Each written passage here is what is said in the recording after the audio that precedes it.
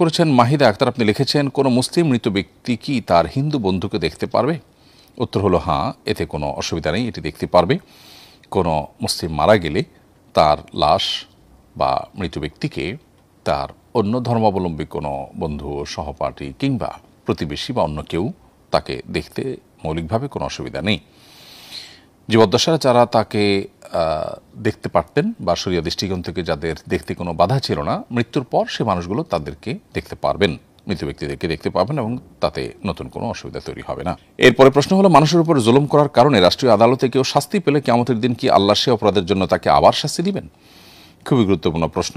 এই প্রশ্ন উত্তর হলো, দুনিয়ার আদালতে যদি কারোর বিচার হয়, কোনো অপরাধের কারণে তিনি যদি শাস্তি পান, সেই শাস্তিটা যদি শরিয়া যে শাস্তি নির্ধারণ করেছে সেরকম শাস্তি হয়, তাহলে সেক্ষেত্রে এই শাস্তিটা তার জন্য কাফফারার ভূমিকা রাখবে, তার যে গুনাহ হয়েছে সেই গুনাহ মোচনের কাজ দিবে এবং এই শাস্তির জন্য সে আখিরাতে আল্লাহর কাছে আর শাস্তি পাবে না যদি তিনি এই শাস্তি দুনিয়াতে যেটি তাকে আদালত থেকে দেওয়া হলো সেটির পাশাপাশি আল্লাহর কাছে তওবায়ে নাসুহা বা খাঁটি অন্তরে তওবা করেন।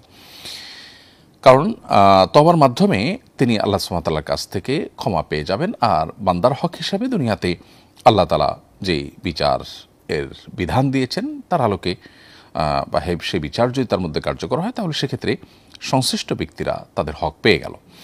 অর্থাৎ কেউ কাউকে ধরা যাক খুন করেছে, তাহলে খুনের বিনিময়ে কেসাসের বিধান ইসলাম রেখেছে। এখন যদি কারোর মৃত্যুদণ্ড হয় এবং কেসাস কার্যকর হয়, তাহলে সেক্ষেত্রে যারা মারা গেলেন তাদের ওয়ারিসদের যে হক সেটা আদায় হয়ে গেল।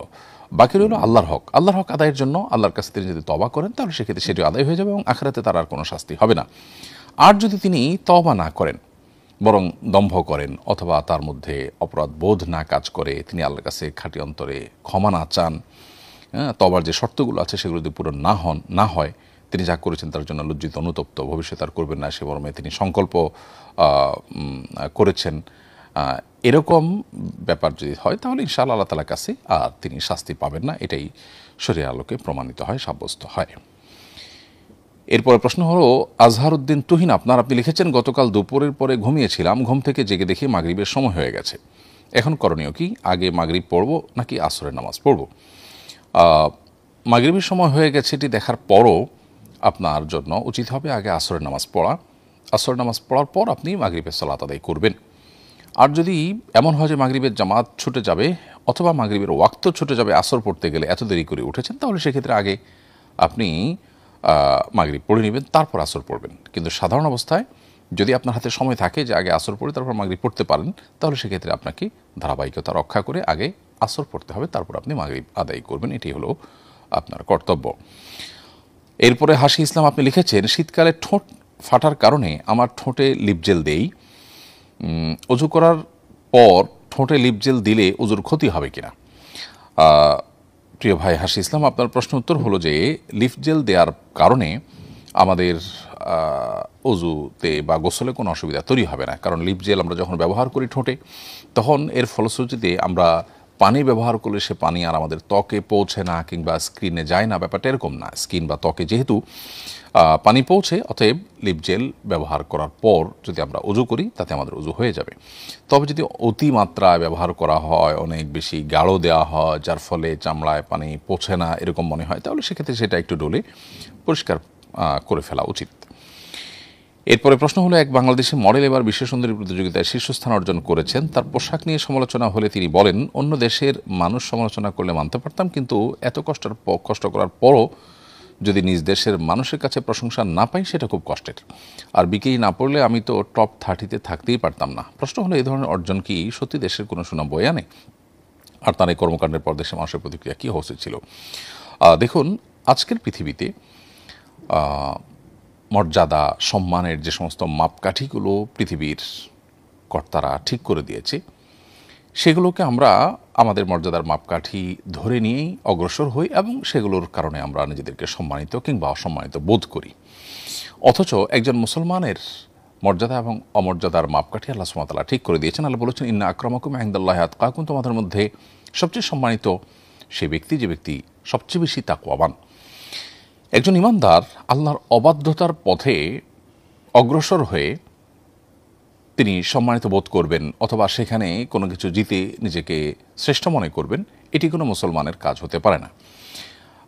একজন মুসলিম হিসাবে, আল্লাহর প্রতি বিশ্বাসী বান্দা হিসাবে, আল্লাহর সৃষ্টি হিসাবে আল্লাহ রাব্বুল আলামিনের দেওয়া এই মানদণ্ডের বাইরে গিয়ে মানুষের তৈরি করা মানদণ্ড, বিশেষ করে যে মানুষগুলো গোটা পৃথিবীতে নানাভাবে অশান্তি সৃষ্টি করে রেখেছে, পৃথিবীর বিভিন্ন জায়গায় অশান্তি জিয়ে রেখেছে, যারা মানুষ মারার অস্ত্র এবং হাতিয়ার তৈরি করে পরস্পরের সাথে গর্ব করেন, তাদের তৈরি করা মাপকাঠির উপর ভিত্তি করে আমরা নিজেদের মর্যাদা নির্ণয় করছি। এটা হলো সবচেয়ে দুর্ভাগ্যজনক অধ্যায়।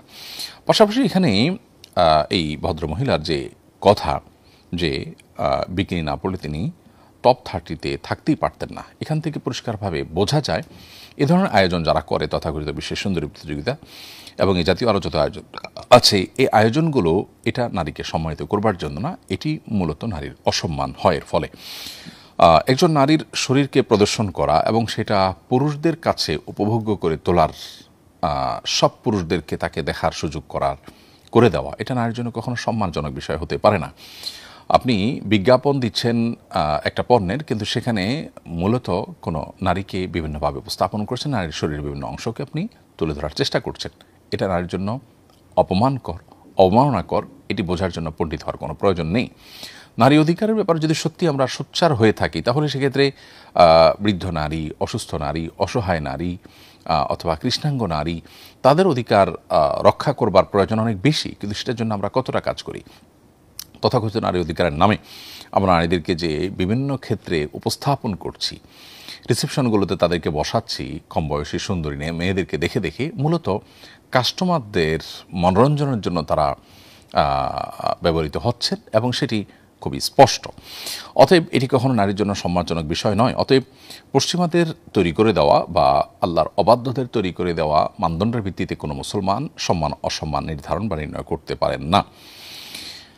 একটি মুসলিম কান্ট্রি হিসাবে বা মুসলিম প্রধান দেশের নাগরিক হিসাবে আমাদের রুচি এবং আমাদের পছন্দ অপছন্দ এগুলো কোরআন হাদিসের আলোকে নির্ণয় হওয়া উচিত।